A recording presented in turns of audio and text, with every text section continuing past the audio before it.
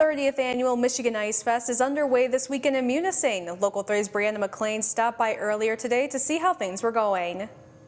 There are a lot of ways to enjoy winter in the Upper Peninsula. This includes climbing ice formations near the shorelines of Lake Superior. People from all over the Midwest travel to Munising every year to conquer these challenging ice climbs.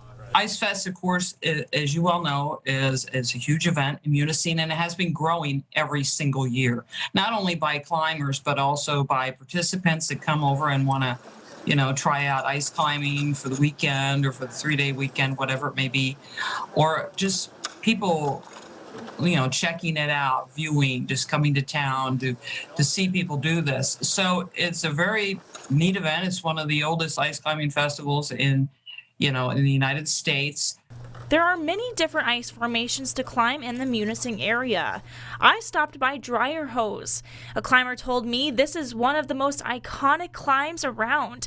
That's because it's a 35-foot frozen waterfall surrounded by a half bowl of sandstone. Stephanie Suntkin traveled from Milwaukee, Wisconsin with a group of her friends to attend Michigan Ice Fest this year. She encourages everyone to give ice climbing a try.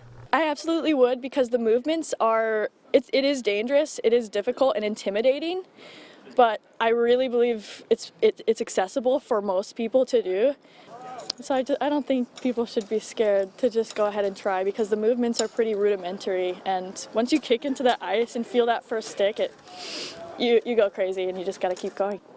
Michigan Ice Fest runs until Sunday, February 13th. For a full list of events, head on over to upmatters.com. Reporting in Munising, Brianna McLean, Local 3 News.